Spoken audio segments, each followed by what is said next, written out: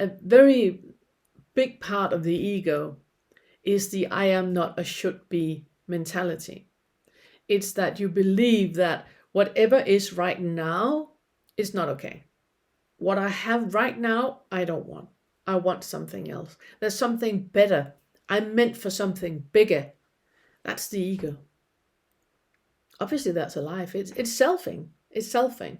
You put yourself in a position and then you assume a lot of things around you to be real. So there's a lot of expectations of what is going to happen that is going to be better. That's the ego doing that. I am not a should be.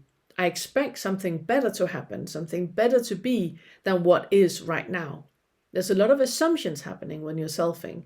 You're putting yourself in the middle. The ego is right here, seeing itself and interacting with other people, and assume something about other people, that parents should love their children, a boss should have integrity, refugees should not have mobile phones. All the things that you assume is putting the ego, the selfing, right in the middle, and you know what's right. Everybody are Muppets. Everybody don't know anything, but fortunately for them, you do, and you can tell them all about it. That is selfing. You put yourself in a position where you honestly believe that you know better. You honestly believe that what you think is right. And this is where you need to talk to your guide. Because this is a great thing. Can an opinion ever be true? Ask yourself that. It's a great question to meditate over and finding out, can an opinion ever be true? So the selfing is also about judging. Every single judgment that you make, you put yourself in the middle. The selfing is here in the middle. The ego is here in the middle.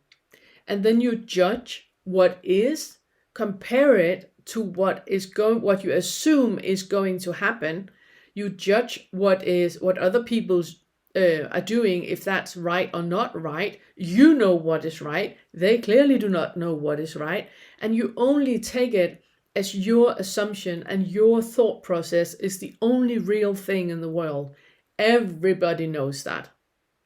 You know, Miss Smith, she clearly doesn't know that. Miss Smith, she's wrong. That is selfing. That is very ego behavior. It's also where you have beliefs. So what I'm sitting and talking about right now, that can be interpreted as a belief. And if you take the Fetter work on you, and you do the Fetter work, then you need to be careful about if you are just switching out concepts, if you're just replacing one concept with another concept. It's the concept of beliefs is it's so slippy. It's really, really slippy. It's very, very, very difficult to get a hold of. And it's also why I keep saying that the way that I do the Fetter work, it's just the way that I do the Fetter work. It's not the right way. It can't be. The dissolving of beliefs, it's a really big one. I'm going to get back to it when you get to the 9th Fetter. You need to be through all the other fetters, get to the 9th Fetter, and then we're going to dissolve that one.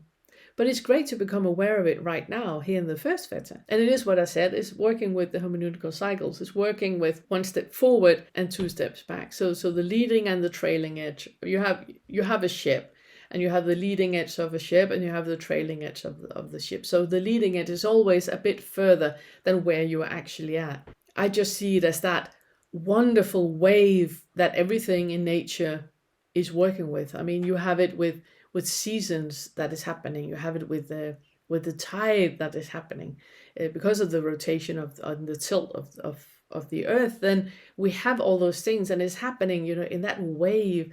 And you're going to experience that it's the same with you, that you go in and out of that experience. The pure experience in reality is feeling and experiencing what is, and nothing else. Nothing else. Everything else that is added is done by mind. It's not what is experienced. It's not the sensory experience. It is added by mind.